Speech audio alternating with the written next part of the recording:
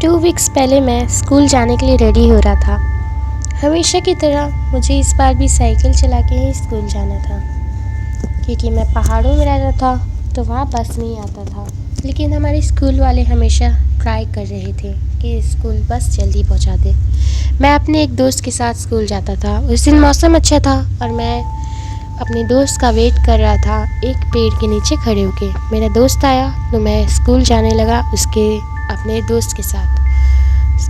हम लोग जंगलों के रास्ते से जा रहे थे कि तभी मुझे आवाज़ें सुनाई दी कि झाड़ियों से मुझे कुछ आवाज़ सुनाई दी। मुझे लगा कि वहाँ पे कोई जानवर होगा, लेकिन नहीं, मुझे वो आवाज़ बार बार सुनाई दी थी। ऐसा लग रहा था कि कोई हमारे साथ साथ चल रहा है, भाग रहा है हमारे पीछे।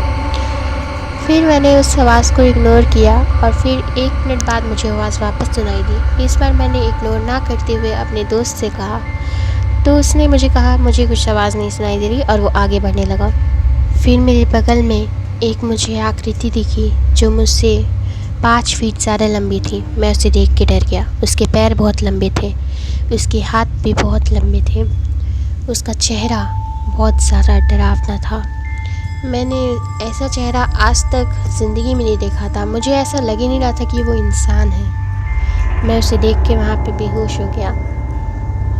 फिर मेरी आँख खुली तो मैं हॉस्पिटल के बेड पे था। मेरी मम्मी और मेरा वहाँ पे दोस्त था।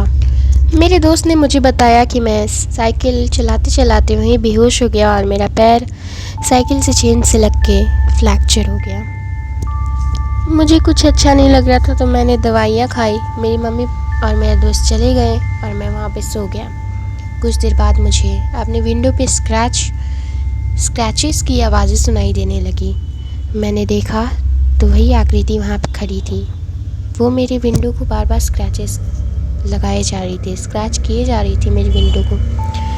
मुझे उसे देख के काफ़ी डर लगा। वो वहीं पे खड़ी थी।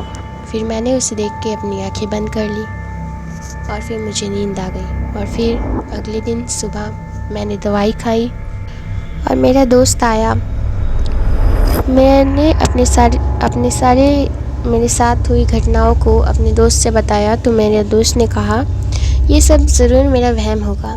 उसने सब चीज़ भूल जाने को कहा और सारी मेरी बातें भूल गई और मैं खुशी खुशी अब स्कूल जाने लगा। मैं लेकिन कभी भी अपने विंडो को खोल के नहीं सोता। और अब हमारे स्कूल बस आने लगी और हम अब स्कूल बस से स्कूल जाने लगे। अब मैं बहुत खुश हूँ और वो सब भूल चुका हूँ।